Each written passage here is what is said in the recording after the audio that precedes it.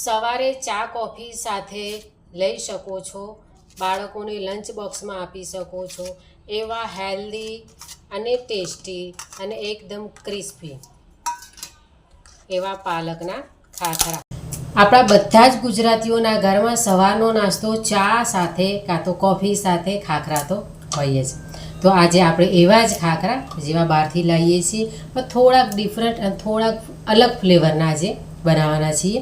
તો આજે હું બનાવવાની છું પાલકના ખાખરા. ક્યારેક તમે ખાધા હશે, ક્યાંક જોયા હશે. હવે અહીંયા પાલકને મેં બાફી લીધી છે, તો આપણે એને લઈ લઈશું. પહેલાં મિક્સી બાઉલમાં લઈ લઈશું બાફેલી પાલકને.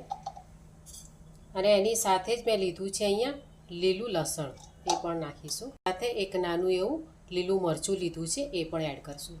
હવે પાલકની સાથે જ આ બધું આપણે મિક્સરમાં પીસી લઈએ. તો અહીંયા મેં પાલકને પીસી લીધી છે. તમે જોઈ શકો છો કે કેટલો સરસ કલર આવ્યો છે પાલકનો. હવે આનાથી જ આપણે ખાખરાનો લોટ બાંધીશું. હવે અહીંયા લોટ બાંધવા માટે મેં ઘઉંનો લોટ લીધો છે, અડધો કપ.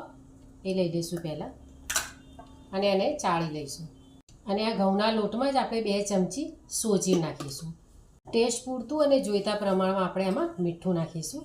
હવે ચપટી જેટલો અજમો લઈશું અને હાથથી ક્રશ કરીને નાખીશું. હવે આપણે જે પાલકની પ્યુરી રેડી કરી હતી એ આમાં નાખી દઈશું.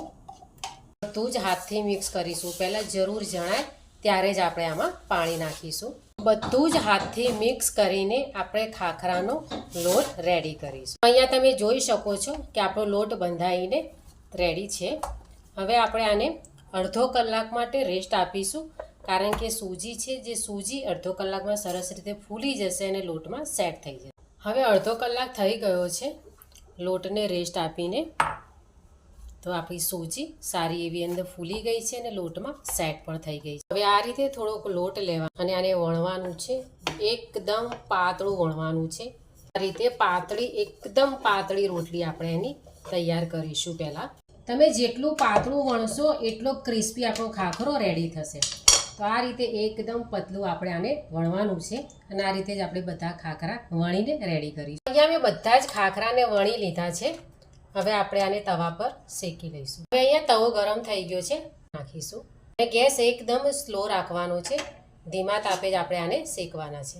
આવી રીતે થોડું થોડું હાથથી એને દબાવીને શેકીશું આપણે. આપણો ખાખરો રેડી છે, તેને હવે આપણે કાઢી લઈશું ડીશમાં અને આ જ રીતે બધા જ ખાખરા રેડી કરીશું.